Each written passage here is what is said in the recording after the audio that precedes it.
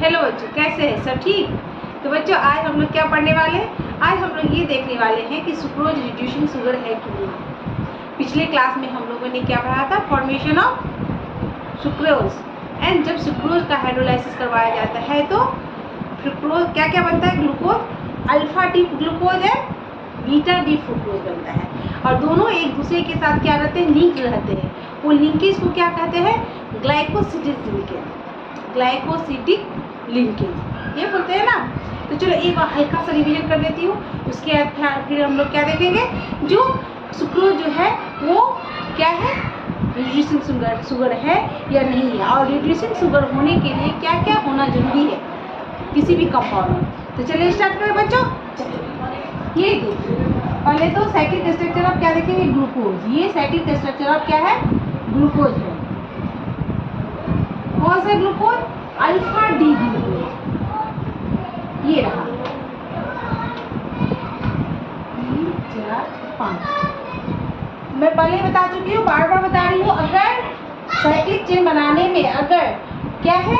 OH group क्या है? Right side में होगा, रिंग के अंदर होगा। तो जो राइट साइड में होगा वो क्या नीचे लिखाएगा, और लेफ्ट साइड वाला ऊपर में लिखाएगा।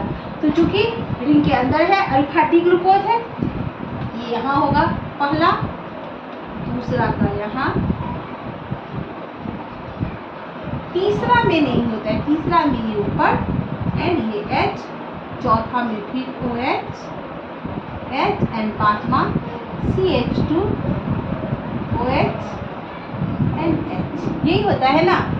एंड जब ग्लाइकोसिडिक लिंकेज करते हैं, इसका ये पहला कार्बन है, ठीक है, याद रखिएगा।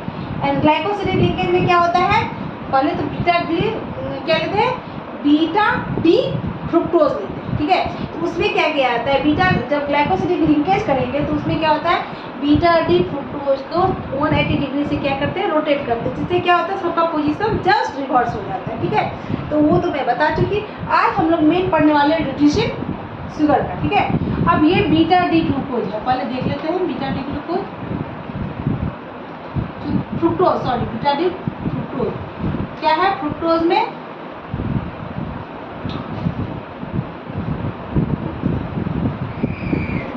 मालूम है ना, ये 5 मेंबर रिंग होता है ना बच्चों? मालूम है सबको? हाँ, यही था, ठीक है। इसमें क्या था? जस्ट अपोजिट हो गया था, तो CH2OH, यहाँ OH कर दिए थे तब ना वो लिंकेज हुआ था। ये दूसरा ग्रुप लिंकेज हो गया, यहाँ CH2OH H, यहाँ जो है पहला, दूसरा, तीसरा, तीसरा में OH, जस्ट अपोजिट था ना, सॉरी, यहाँ OH H OH H। यही था बच्चों। जिसमें क्या हुआ था? इसका यहाँ O, यहाँ H, यहाँ ऐसे ये वाटर रिड्यूस हुआ था -H2O, एंड ये लिंकेज बन गया था। लिंकेज जो बना था तो ये वाटर, तो ये दोनों के बीच में क्या हो गया था बच्चों? ये लिंकेज हो गया था। क्या हो गया था? ये लिंक, ये लिंक हुआ था। इसको क्या कहते हैं? इसको कहते हैं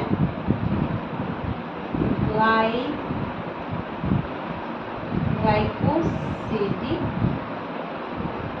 लिंकेज।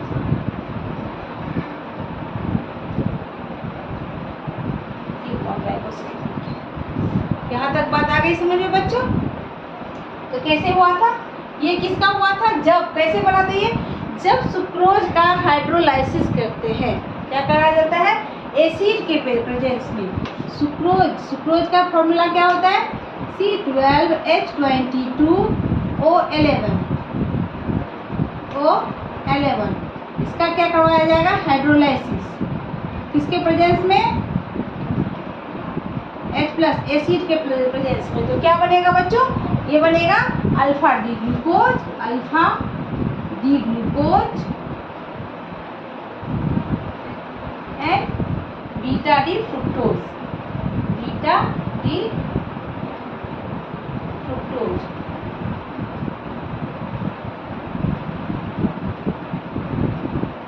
यहाँ तक हम लोग समझ गए, ठीक है। अब चलिए मैं समझाती हूँ आप लोग। क्या समझाना है?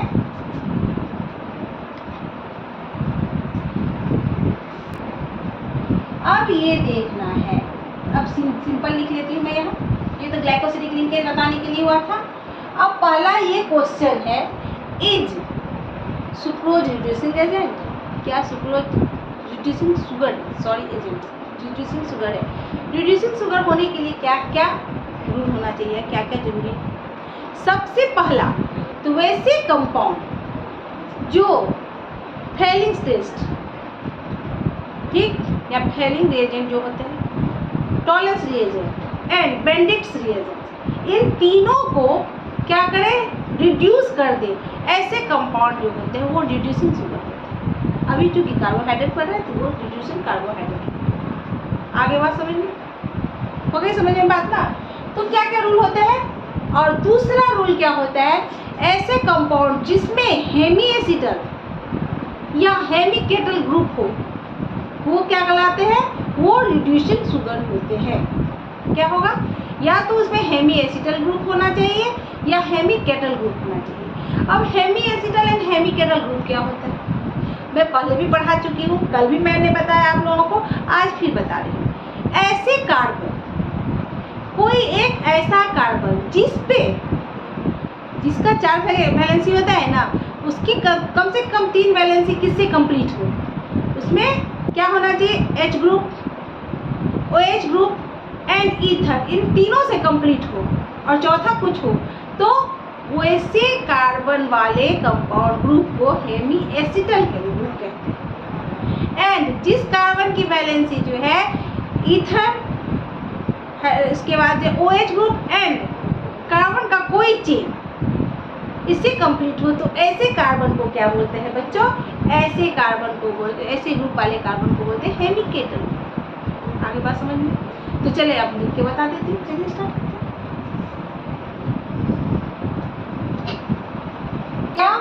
क्या सुक्रोज रिड्यूसिंग शुगर है। अब सुक्रोज लिए, सुक्रोज जब इसका क्या करवाया जाएगा, हाइड्रोलाइसिस।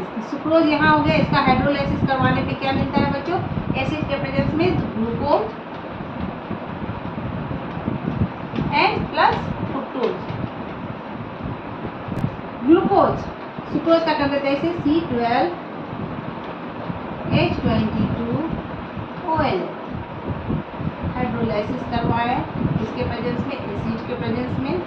यहाँ H लिख देते, सबको मालूम है, आप 12th में पढ़ते हैं, IIT का तैयारी कर रहे हैं, नीट एंड जेईई का, तो क्या होगा सबको मालूम होगा, H प्लस यानी क्या, एसिड H प्लस देता है एंड बेस, ठीक है।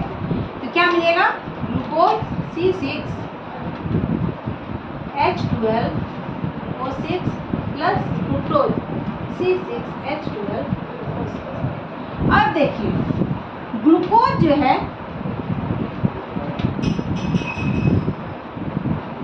ग्लूकोज ये hemiacetal, hemiacetal, acetal है ना, हेमी एसिटल।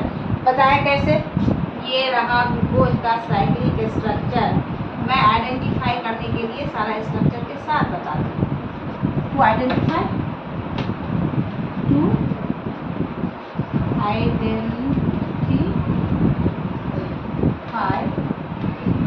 हेमी एसिटल, ठीक, कैसे, ये रहा, ये पहला कार्बन HOH, फिर वैसे ही जैसे रहता है OH H H OH H H CH2OH। ये पहला कार्बन, ये एक कार्बन है। इस कार्बन पे देखिए क्या है, H ग्रुप भी है, OH भी है एंड ईथर भी है। ईथर क्या होता है, ROR, ईथर का ये फॉर्मूला होता है ना, R यानी कोई कार्बन का ग्रुप चेन, फिर ऑक्सीजन एंड R, ये ईथर होता है। देखिए कार्बन ईथर, R कार्बन, इधर भी कार्बन का चेन, ईथर भी है इसमें, हाइड्रोजन भी, ऑक्सीजन भी, ये टोटल ग्रुप है, यानी ये क्या है, हेमी एसिटल है। आगे बात समझ में। अब चूंकि इसमें हेमी एसिटल ग्रुप है, इसलिए ग्लूकोज क्या है? रिड्यूसिंग शुगर है। Glucose is the reducing sugar. अब चले हेमिकेटल पे, ठीक है। चलिए हेमिकेटल, फ्रुक्टोज, फ्रुक्टोज, हेमिकेटल, हेमिकेटल। एल्डिहाइड ग्रुप जुड़ा हुआ है एसिटल, कीटोन ग्रुप जुड़ा हुआ है केटल, ठीक है। एल्डिहाइड ग्रुप कैसे? ऑक्सीजन के साथ कार्बन प्लस हाइड्रोजन जुड़ा हुआ है तो एसिटल हो गया, CH होता है। और कीटोन क्या होता है? C double bond O R, ठीक है। हेमिकेटल आइडेंटिफाई करेंगे, टू आइडेंटिफाई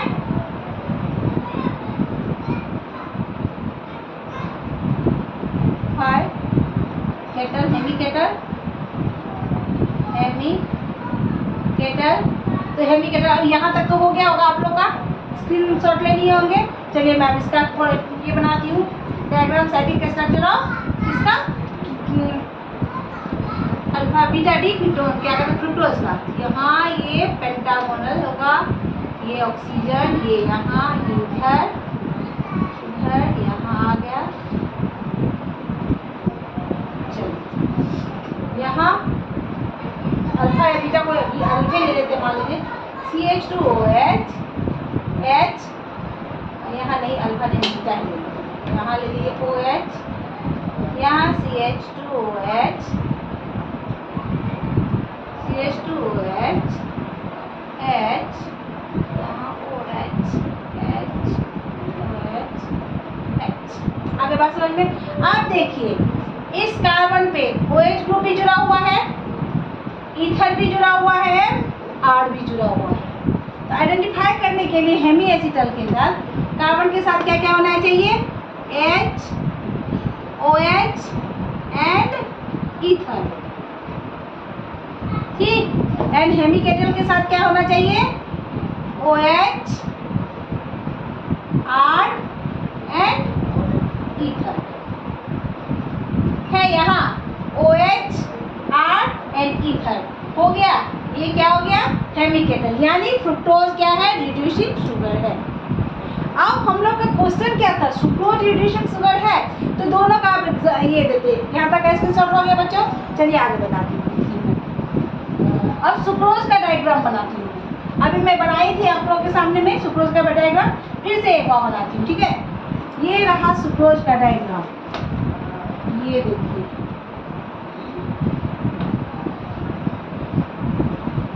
ये सुक्रोज का डायग्राम, ये ऑक्सीजन के साथ जुड़ा हुआ है। यहाँ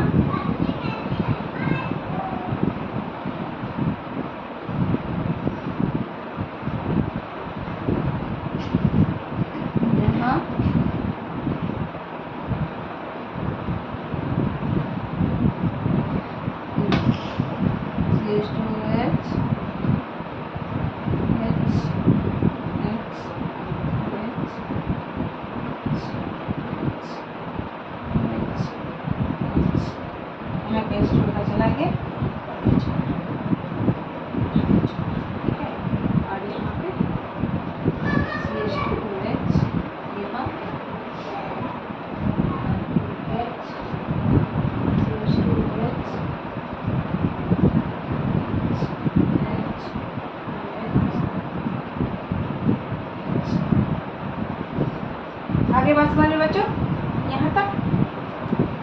अब देखिए दोनों के बीच में ये है ना, ये ग्लाइकोसिडिक लिंकेज है। अब देखिए क्या फ्रुक्टोज में किसी भी कार्बन पे ये तीनों ग्रुप है, किसी भी कार्बन पे ये तीनों ग्रुप है फ्रुक्टोज में। 1 सेकेंड, एक कार्बन पे देखिए, यहाँ पे अगर ईथर है, H है तो OH नहीं है। यहाँ पे अगर कार्बन ग्रुप है, R है, O है तो OH नहीं है, ठीक है। तो इस तरह से देखते हैं कि यहाँ पे किसी भी कार्बन पे ना हेमी एसिटल या ना हेमिकेटल ग्रुप है, यानी सुक्रोज जो है रिड्यूसिंग शुगर नहीं है, नो, ये रिड्यूसिंग शुगर नहीं है। तो ये तो प्रूफ हो गया। रिड्यूसिंग शुगर होने के लिए क्या क्या होना चाहिए? पहला तो ऐसा कंपाउंड होना चाहिए जो क्या करे, फेलिंग टेस्ट, फेलिंग रिएजेंट को, टॉलरेंस रिएजेंट और बेंडिक्स बेस को क्या करे, ये रिड्यूस करे, तो वो होता है। और सबसे मेन है जिसमें एसिटल या हेमी एसिटल या हेमी केटल ग्रुप हो, वो क्या होता है, ऐसे ग्रुप वाले कंपाउंड जो होते हैं वो रिड्यूसिंग शुगर होते हैं। बट ये क्या है, इसमें सुक्रोज में नहीं है, इसलिए ये क्या है, रिड्यूसिंग शुगर नहीं है। और मैं आज एक बहुत अच्छा क्या पढ़ाने वाली टॉपिक क्या है, ये इन्वर्टेड शुगर। क्या बच्चों? Inverted sugar. तो चले देखते इन्वर्टेड शुगर। इन्वर्टेड शुगर क्या होता है, आज हम लोग इसके बारे में, ठीक है। देखिए ग्लूकोज क्या होता है, ग्लूकोज होता है डेक्स्ट्रो रोटेटरी, यानी प्लस साइन लगता है। ये प्लेन पोलराइज लाइट को क्या करता है, क्लॉकवाइज डायरेक्शन में रोटेट करता है। जबकि फ्रुक्टोज क्या होता है, लीवो रोटेटरी, ये प्लेन पोलराइज लाइट को एंटी क्लॉकवाइज डायरेक्शन में रोटेट करता है। दोनों क्या है, ऑप्टिकली एक्टिव है। लेकिन सुक्रोज क्या है, सुक्रोज भी क्या है, वो भी है डेक्स्ट्रो रोटेटरी। क्या होता है, डेक्स्ट्रो रोटेटरी। ये क्या करता है, प्लेन पोलराइज लाइट को क्या करता है, क्लॉकवाइज डायरेक्शन में रोटेट करता है। पहले तो फिर ये लिखते हैं फॉर्मूला, देखिए सुक्रोज, सुक्रोज लिखिए, सुक्रोज C12H22OL। जब इसका हाइड्रोलाइसिस करवाया गया एसिड के प्रेजेंस में, तो क्या बना, C6H12O6 प्लस C6H12O6, ये हो गया सुक्रोज। ये हो गया क्या, ग्लूकोज। तो डी ग्लूकोज मान लीजिए, ये प्लस डी ग्लूकोज, ये प्लस होता है डी ग्लूकोज। डीएनए में बढ़ा चुकी हूँ, जिसने डी का समझ में आता ही है। ये क्या होता है, minus D glucose, minus D fructose. यानी ये क्या करता है, प्लेन पोलराइज लाइट को, ये डेक्स्ट्रो रोटेटरी है, ये भी प्लस है। क्या है ये, प्लस। ये क्या है, डेक्स्ट्रो रोटेटरी, डेक्स्ट्रो रोटेटरी, ये भी है डेक्स्ट्रो रोटेटरी।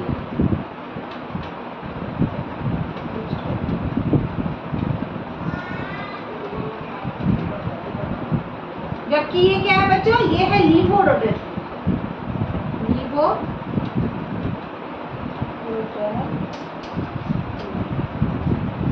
ये लीवो रोटेटरी होता है। ये प्लेन पोलराइज लाइट को, सुक्रोज जो है, ये प्लेन पोलराइज लाइट को 66.5 डिग्री सेल्सियस से रोटेट करा देता है, क्लॉकवाइज डायरेक्शन में। कितना, 66.5 डिग्री सेल्सियस क्लॉकवाइज डायरेक्शन में रोटेट करता है। ये ग्लूकोज क्या करता है, ग्लूकोज 52.5 डिग्री सेल्सियस, 50 प्लस एन 52.5 डिग्री सेल्सियस से डेक्स्ट्रो रोटेटरी यानी क्लॉकवाइज डायरेक्शन में करता है। जबकि फ्रुक्टोज क्या करता है, फ्रुक्टोज जो है सो 92 डिग्री सेल्सियस से, क्या है, 92 डिग्री सेल्सियस से एंटी क्लॉकवाइज डायरेक्शन में रोटेट करता है। किसको, प्लेन पोलराइज लाइट। आगे बात समझ में। अब मान लीजिए एक बीकर लिए, यहाँ एक बीकर लिए, यहाँ क्या है, सुक्रोज है, ये प्लेन पोलराइज लाइट है, पीपीएल लाइट। ये यूनी डायरेक्शनल होता है, सबको मालूम है बच्चों। इसको जब इससे पास करवाएंगे तो ये क्या करता है, इसको रोटेट करेगा, किस डायरेक्शन में, क्लॉकवाइज डायरेक्शन में। कितना डायरेक्शन क्या है इसका, 66.5 डिग्री सेल्सियस। अब जब इसको क्या करेंगे, ये हो गया, ये तो ऐसे कर देता है, मालूम है। अब चूंकि सुक्रोज को हाइड्रोलाइसिस किया गया H+ के प्रेजेंस में, मतलब एसिड के प्रेजेंस में हाइड्रोलाइसिस करवाया गया।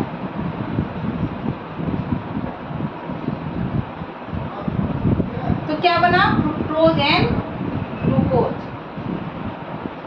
यहाँ ग्लूकोज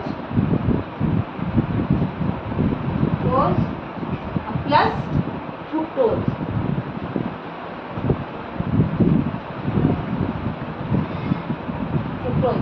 ठीक। अब यहाँ जब प्लेन पोलराइज्ड लाइट डाला गया,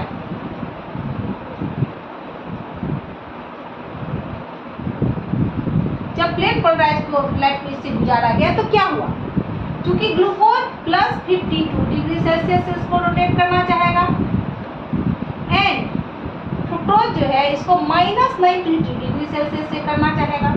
तो होगा क्या बच्चों, 92 माइनस 52.5, जो ज्यादा रहेगा वो नेगेटिव ज्यादा होगा, तो हो गया 39.5 डिग्री सेल्सियस। कैसा, एंटी क्लॉकवाइज डायरेक्शन में ये रोटेट होगा, कैसा, एंटी क्लॉकवाइज डायरेक्शन में रोटेट होगा।